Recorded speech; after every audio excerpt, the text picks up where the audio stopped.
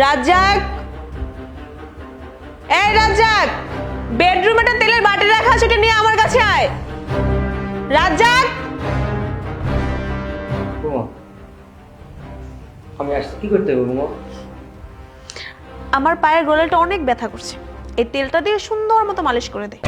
বৌমা, আমি তোমার ভাসুর, আমি তোমার স্বামীর বড় ভাই, আমি তেল মালিশ করব?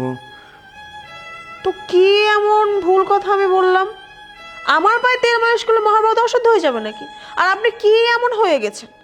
আমি যেটা করছি চুপচাপ কর, আমার সামনে একটা কথাও বলবি না। কি ব্যাপার, হ্যাঁ করে তাকিয়েছিস কেন? আমার পায়ে তেল মালিশ কর, তা না হলে যে আমি তোর কি অবস্থা করব সেটা খুব ভালো করে জানিস যে আমি কি করতে পারি। কি এখন কইতিস আমার আপা, তুমি শুনতিস না? একটু তেলই তো মালিশ করবি কথা, আর কি কয়েছে? হ্যাঁ, ও কাম না হইলে পরে না 3 বেলা খাওয়া আসে কোন দিন তোমার? আমার আপার কথাটা আসলে 2 ভাই বোন মিলে এবারে তোমার ফেঁসবো না, হ্যাঁ, মারিয়ে ফেলবো না। তুলি ভাই আসলে কব নে, হাসিনি মরি গেছে। হ্যাঁ, দেও তেল দেও। ঠিক আছে বৌমা, আমি আমি তোমার পায়ে তেল মালিশ করে দিচ্ছি।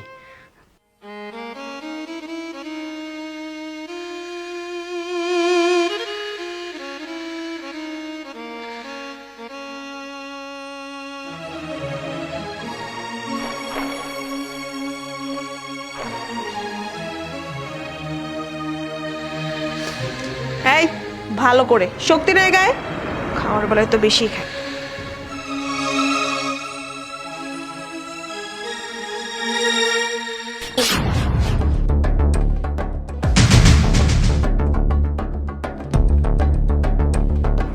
ভাইয়া, এগুলো কি হচ্ছে?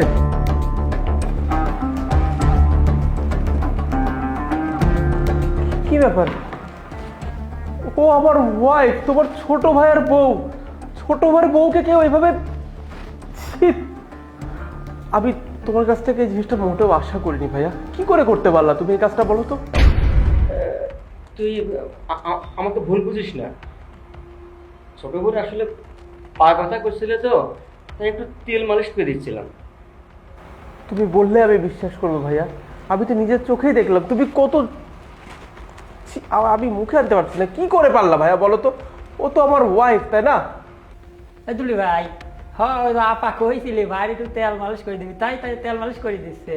হ্যাঁ, বলো তো একটা, কোন জায়গায় কখন কি কথা বলতে হয় সেটাও শিখে নেয়। দেখো, তুমি ওর কথা একদম বিশ্বাস করবে না। তুমি তো জানো বলো টাইপের, কখন কি বলে ও নিজেও জানে না। আরে তুমি চুপ থাকো, আমাকে কথা বলতে দাও। কি বলতেছো তোমার ভাই এগুলা? তোমার ভাই যেটা বললো এটা কি সত্যি? হ্যাঁ, আমার পিতা সমতুল্য বড় ভাইকে দিয়ে তুমি তোমার পা মালিশ করাচ্ছিলা কেন? দুলি ভাই কি কইছে? আপা আরো মেলা কাম হরায়, ওই যে ঘর মুছায়, মারেও খাবিরও দেয় না ঠিক মতো। মানে এই, তোমার ভাইগুলো কি বললো? এই তোমার ভাইগুলো কি বললো? তুমি আমার ভাইকে মারো মানে কি শুনলাম এটা আমি? তুমি আমার ভাইকে ঠিক মতো খেতে দাও না, আমার ভাইয়ের গায়ে হাত তুলতে চেয়েছো যে ভাই কিনা আমার বাবার মতো।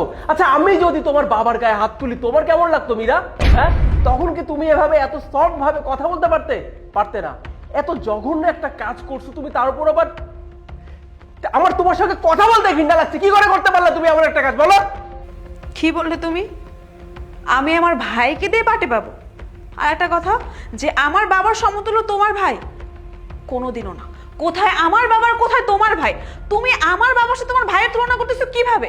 মানে কোনটা বড় কোনটা নিচু সেটাও ভুলে গেছো? আমার কোনো কিছু বলার নেই। আর একটা কথা বলি, এখানে কি হয়েছে কি না হয়েছে সামান্য একটা ব্যাপার, সেটা নিয়ে তুমি এত বার্গেনিং কেন করতেছো? আর এখানে যদি কোনো কিছু হয়েই থাকে তাহলে তুমি সত্যি মিথ্যে তুমি বিচার করো, তুমি তোর ভাইকে জিজ্ঞাসা করো কোনটা ভুল কোনটা সঠিক। ঠিক আছে, আমি ভাইয়ার কাছ থেকে জিজ্ঞেস করে নিচ্ছি। ভাইয়া, সত্যি করে বলো, ওর ভাই যেটা বলছে সেটা ঠিক নাকি ও যেটা বলছে সেটা ঠিক? ভাই, তুই শান্ত হ ভাই, তুই একটু থাম। আমি যেমন তোর বড় ভাই,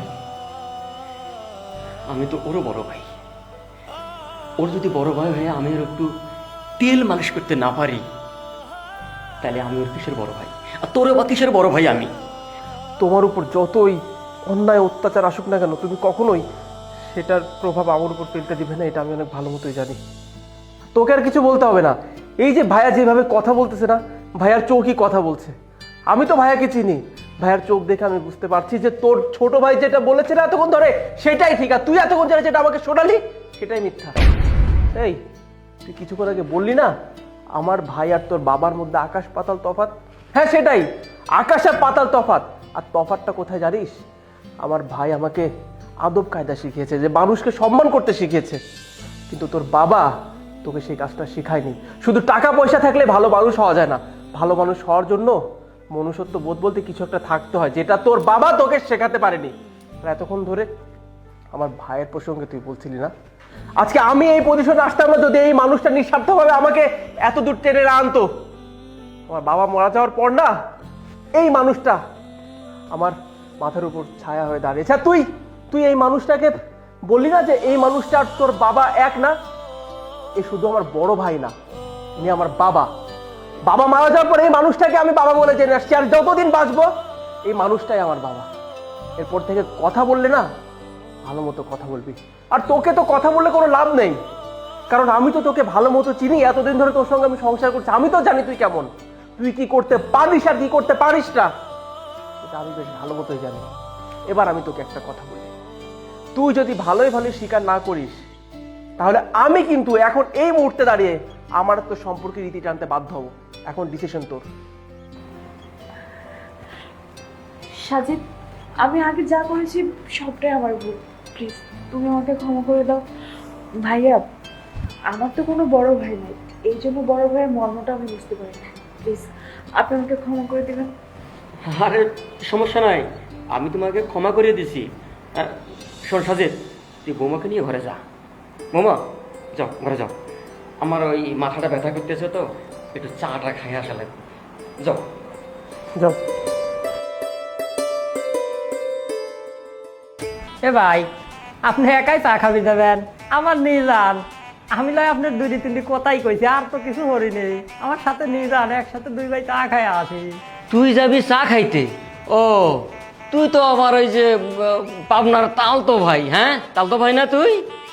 আচ্ছা, তুই তো পাবনার মানুষ না, তো চল তোরা দেখি একটু মানুষ টুনুষ মানা যায় কিনা। চলেন ভাই।